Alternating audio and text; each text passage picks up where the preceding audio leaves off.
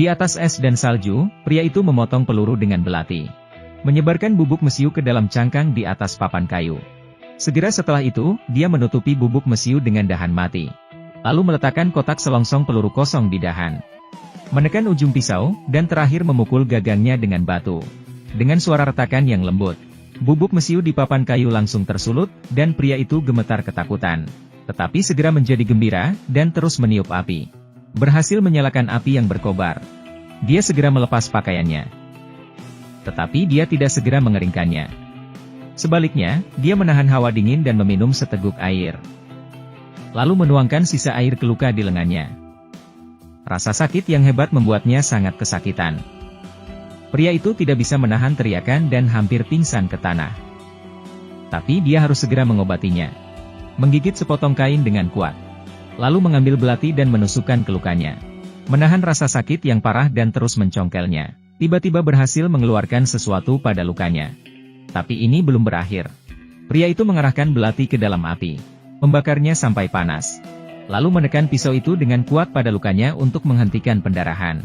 Suhu yang tinggi menyebabkan asap putih mengepul dari luka di lengan pria itu. Mata terpejam dan pingsan. Setelah waktu yang tidak diketahui, suara tapak kuda membangunkan pria itu dari pingsannya.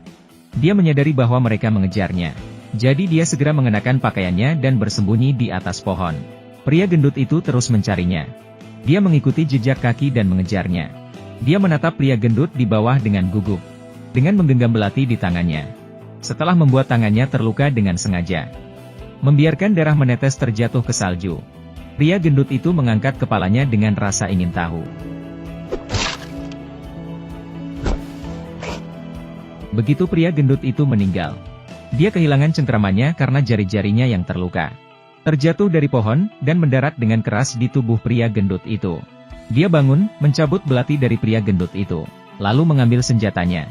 Pada saat orang-orang menemukan mayat pria gendut itu, dia sudah melarikan diri ke kedalaman hutan. Di sini, dia menemukan seekor beruang yang sudah mati. Melihat jebakan di kaki beruang itu, dia langsung memikirkan cara untuk mengalahkan musuh. Pria itu pertama-tama memotong tali, melepas jebakan. Lalu memotong dahan dan menyebarkannya di salju untuk membuat jebakan. Ketika musuh mengikuti jejak kakinya dan datang ke sini.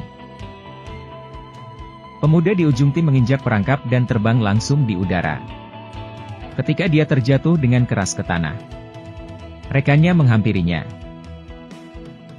Saat hendak melepaskan jebakan.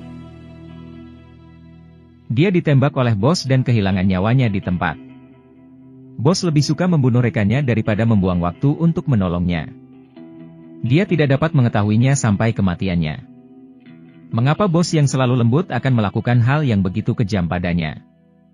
Perampok itu meminta pria dengan tangan kosong itu untuk menyerahkan uangnya. Tapi bukannya takut, pria itu malah menyuruhnya pergi. Perampok itu marah dan mengarahkan pistolnya kepada pria itu. Tetapi pria itu tidak panik sama sekali.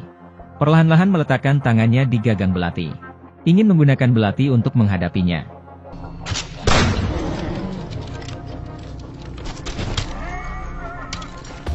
Setelah perampok meninggal, pria itu melanjutkan perjalanannya dengan menunggangi kuda. Dia menemukan lokasi konstruksi dan berhasil menyelinap ke dalamnya.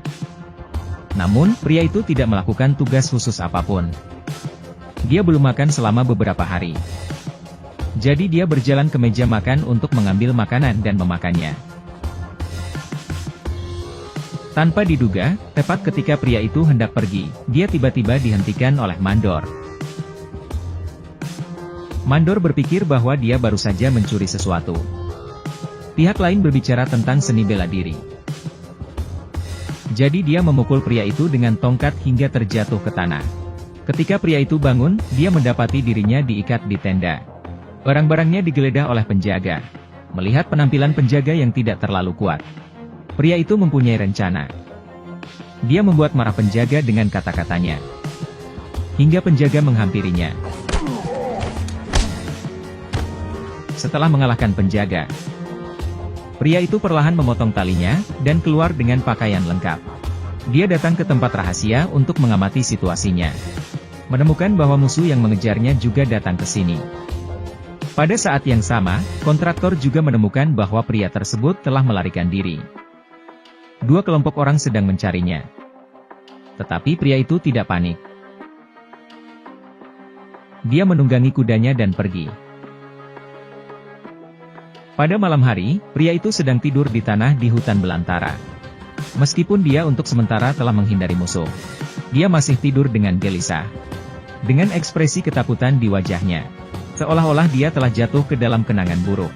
Selama Perang Saudara, seorang jenderal tentara utara dan pembunuhnya saat ini telah meninggalkan tentara selatan. Mereka tidak melepaskannya, melainkan memimpin pasukannya untuk membakar rumahnya. Istri dan putra tertuanya bergegas masuk untuk menyelamatkan bayi mereka. Segera, kobaran api melahap seluruh rumah. Dia yang berada di bawah kendali hanya bisa melihat istri dan anak-anaknya terbakar. Rasa sakit di hatinya membuatnya sangat hancur. Tetapi dia tidak bisa melakukan apa-apa. Pria di samping itu juga terkejut. Dengan marah menarik bawahannya untuk bertanya. Tetapi dia tidak menyangka bahwa bawahannya sama sekali tidak memperlakukan orang selatan sebagai manusia, dan tidak peduli tentang itu. Penuh rasa bersalah, tapi semuanya tidak bisa diperbaiki. Sejak saat itu, tidak ada akhir kematian antara dia dan pria itu. Dia menunggangi kuda melewati hutan belantara. Perjalanan panjang itu membuat dia dan kudanya kelelahan. Melihat ke belakang, setelah memastikan bahwa mereka tidak menyusul, dia mengeluarkan botol air dan meneguk air. Namun pada saat ini, kuda yang dia duduki lemas dan terjatuh ke tanah, menyebabkan airnya tumpah ke tanah. Melihat kuda yang terengah-engah, dia memutuskan untuk membantu menghilangkan rasa sakitnya. Jadi dia perlahan memotong leher kuda itu dengan belati. Tanpa kuda, pria itu akan segera ditangkap. Tetapi dia tidak panik sama sekali, seolah-olah dia sudah menemukan cara. Ketika mereka tiba di tempat ini, yang mereka lihat adalah bangkai seekor kuda. Saat rekannya bingung, pria itu tiba-tiba keluar dari saku kudanya dan mengendalikannya dengan belati. Pria itu ingin mengancam musuh untuk menyerahkan pistolnya. Tetapi yang tidak dia duga adalah musuh tiba-tiba menembak rekannya. Pria itu segera melepaskan mayar itu, berlutut untuk memohon belas kasihan, membuang belatinya. Tetapi dia tidak tahu bahwa musuh baru saja menggunakan peluru terakhirnya. Pria itu ingin mengatakan sesuatu.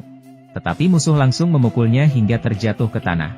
Kemudian mengarahkan pistol ke arah pria itu. Dengan cepat pria itu menendangnya, lalu keduanya bergulat. Setelah beberapa lama berkelahi, pria itu berhasil mengendalikan musuh. Dia mengangkat belati dan mengarahkan kepadanya. Tetapi karena rasa bersalah di hatinya, dia tidak bisa melakukannya. Jadi dia menyimpan belati itu dan membawa kudanya pergi. Sebelum pergi, dia melemparkan kendi air terakhir kepada musuh. Setelah beberapa lama berjalan, pria itu sampai di genangan air. Karena sangat kekurangan air, dia tidak peduli dengan kebersihannya. Jadi dia langsung berlutut minum dan membasuh rambutnya. Tepat ketika pria itu bangun dan ingin pergi, tiba-tiba dia dihentikan oleh seseorang yang mengatakan kepadanya bahwa dia harus membayar air minum, karena pria itu tidak punya uang. Jadi dia membayarnya dengan salah satu kudanya. Dia menempuh perjalanan di padang pasir. Matahari yang terik di atas kepalanya membuat dia dan kudanya kelelahan. Lalu air yang ditukar dengan cepat diminumnya. Melihat gurun yang tak berujung, dia tahu mungkin dia tidak bisa keluar. Namun saat ini, seorang wanita misterius tiba-tiba muncul di belakang pria itu. Wanita itu ingin menukar sebotol anggur dengan kudanya. Tetapi pria itu melihat kembali seseorang yang telah mengejarnya. Segera mengambil peluru dari tangan wanita itu, lalu melarikan diri. Saat ini, musuh di belakangnya juga bertemu dengan wanita misterius itu. Untuk membalas dendam, musuh tidak lagi peduli dengan nyawanya sendiri. Memilih untuk menukar air terakhir dengan pistol. Sejauh ini, keduanya tidak memiliki jalan keluar. Mereka bergerak maju selangkah demi selangkah. Tidak satu pun dari mereka yang mau menyerah dengan mudah. Tetapi perasaan menunggu mati itu tidak baik. Akhirnya, pria itu mau tidak mau berhenti. Berbalik dan menghadapi musuh. Dia terus melumpuhkan lawannya dengan kata-kata. Kemudian memanfaatkan musuh. Ketika dia menurunkan senjatanya, dia tiba-tiba menyerang. Dengan satu tembakan menjatuhkan musuh. Pria itu mengambil pistol musuh dan mendatanginya. Musuh mengira dia sudah mati. Tetapi tanpa diduga, pria itu mengembalikan pistol itu kepadanya. Memegang pistol dan mengarahkannya kepada pria itu. Musuh memandang pria yang membunuh keluarganya.